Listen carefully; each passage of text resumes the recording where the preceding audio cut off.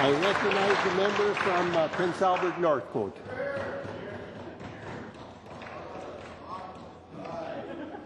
Thank you, Mr. Deputy Speaker. From the joy of birth to the wisdom of seniors, from the job seekers to the job creators, from our first residents to our new residents, from north to south, from rural to urban, all of us want our provincial government to be fiscally responsible. Absolutely. Last fall, we went to the doorsteps of the people of Saskatchewan and we listened. Listened as you shared your hopes and your fears, your concerns and your dreams for a better tomorrow for our children and our children's children. The people of this province told us that fiscal prudence is top of mind, especially when looking at other economies in our country, on our continent, and around the world. We listened, and we are delivering. Last Wednesday, March 21st, the Finance Minister presented our budget, our Saskatchewan Advantage. Our Saskatchewan Advantage budget is all about being fiscally responsible so that our Saskatchewan Party government can continue to support and sustain programs Saskatchewan people value. Programs such as health, education and support for those needing a hand up, all the while creating a strong, business-friendly climate so that entrepreneurs and corporations can create jobs. Jobs that help people to enjoy life and to raise a family, jobs that provide an income so we can contribute to our communities. We, as a Saskatchewan Party government, are committed to keeping the Saskatchewan Advantage. This budget does that, and it does more. It keeps the campaign promises we made in the 2011 election. Our government has delivered a balanced budget. It is balanced in the General Revenue Fund, and it is balanced in the summary financial statements. Plus, the Growth and Financial Security Fund will maintain a balance of $756 million. Mr. Deputy Speaker, please tell the people of this province that they are the reason we have a combo of balanced budgets, reduced debts, lower taxes, a growing economy, and a tremendous quality of life. Saskatchewan people have helped us to create the Saskatchewan Advantage. Saskatchewan people share our vision that Saskatchewan is the best place in Canada to live, to work, to start a business, to get an education, to raise a family, and to build a life. To do this, our Saskatchewan Party government identified 4 goals. 1, sustaining growth and opportunities for Saskatchewan people. 2, improving the quality of life. 3, making life more affordable. And 4, delivering responsive and responsible government. Sustaining growth and opportunities is supported when our municipalities are provided with a full percentage point of the PST as promised. This means that our municipality of Prince Albert is participating in revenue sharing to the tune of $6,661,992 in this budget of 2012-13. This revenue sharing is a 122% increase since 07-08. This revenue sharing eliminates the guessing games of the past. PA can now plan for and support the needs, growth and opportunities of our citizens. I support this.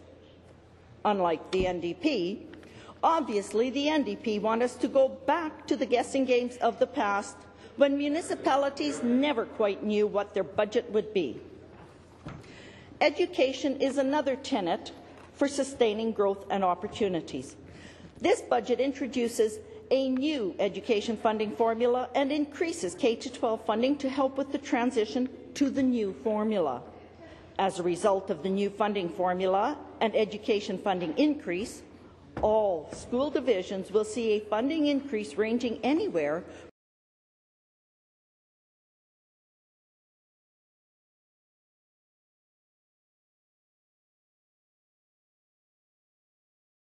from 1.7% to 14.4%. School divisions will continue to have the autonomy to fund community schools, and existing community school designations will remain. Under our new funding formula, the component that supports community schools has increased by over 4% and now stands at over $258 million. This vulnerability portion of the funding formula will use the same kind of socioeconomic indicators as before, such as low-income, single-parent families, and now immigration, to estimate the level of student vulnerability within each school division. The model provides this funding in an unconditional way. My constituency of Prince Albert Northcote has an abundance of post-secondary institutions, from GDI to SIIT to SIAS, from U of R classes to first and second years from U of S to the northern campus of the First Nations University. Prince Albert Northcote welcomes this Saskatchewan Advantage budget.